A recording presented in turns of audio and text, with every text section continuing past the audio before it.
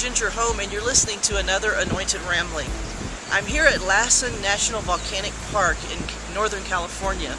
I was involved with a ladies' retreat just 8 miles from here, and I love visiting places like this. I just couldn't resist the urge of wandering in here on my own and checking out the park.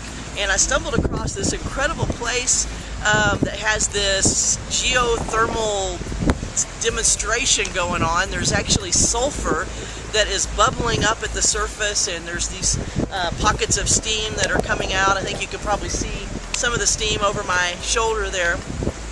And you know, I was just thinking as I was looking at it, man, it's such a great example of when you see something above the surface, but really what's driving it is really below the surface. And isn't that kind of like we are? You know, sometimes we have these, I don't know, eruptions that really are kind of from nowhere. They don't make any sense, but there's something deeper within us that is driving those eruptions.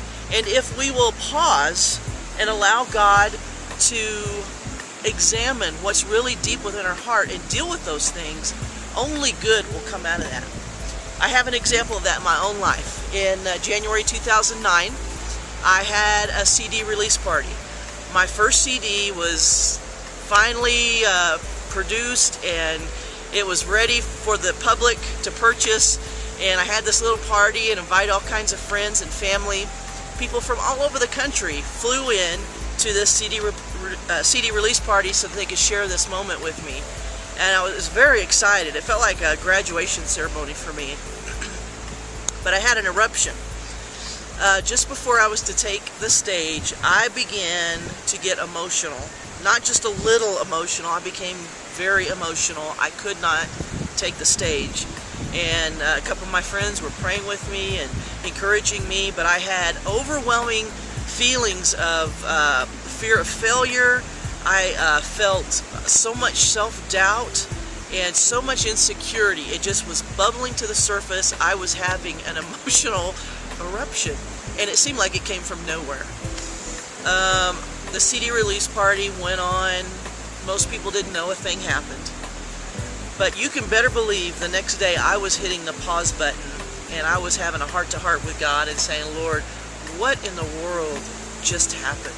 What was that? It seemed like it came from nowhere. Help me understand what that was. The Lord led me, at that moment, the Lord led me to 1 Samuel chapter 10. And it's a scripture that talks about King Saul. Actually, he's not king yet, though. He is going to be anointed as king. And they're about to have this ceremony where they're going to anoint him as king of Israel, the first king. And they go to look for him. He's nowhere to be found. So they're having this big deal for him, and the only person that's not there is Saul. And they go looking for him, and guess where he's at? He's hiding among the baggage. He's hiding among the baggage. And the Lord spoke to me so clearly at that moment and said, Ginger, I want you to stop hiding among the baggage. And I had some baggage. There was some insecurity, there was some self-doubt, there was some fear of rejection that was there. And the Lord said, I'm calling you out from that so that I can anoint you and you can do what I've called you to do. And it was really a defining moment in my life. But the thing of it is that I was willing to press the stop button and say, okay, hold on just a minute before we go any further. What in the world just happened? Because there was an eruption there that came out of nowhere. And I want to know what was at the root of that. And when we do that, that's when God does his best work. The scripture says when our strength is made weak, that's when his strength is made perfect. He's able to move the most when we're the smallest, really. And so whenever you're going through those kinds of times, that's when God does his best work in us.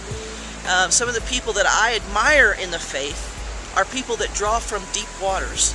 And the way that you draw from deep waters is when you have an eruption and you hit the pause button and you say, okay, Lord, I want you to drill down deep into my spirit and find out what is going on with me, and let's deal with that together. And that is the person I want to be. And I hope you do too. My name is Ginger Hohm. You've listened to another Anointed Rambling, and I hope you're having a blessed day, and I will talk to you soon.